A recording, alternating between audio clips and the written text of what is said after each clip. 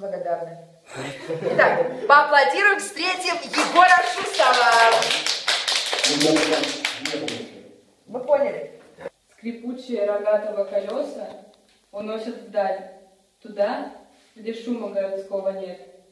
Кондуктор приказала в куплеты рифмы набросать, и мне за это обещала спасибо. Надо говорить толково, писать толково, про Турецкого, Гроховского, Кабакова и учиться, фотографируя и глазея.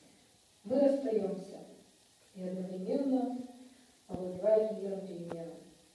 И страсть к изменам так в нем велика. Две руки развели распяв и не знали, что это сплав.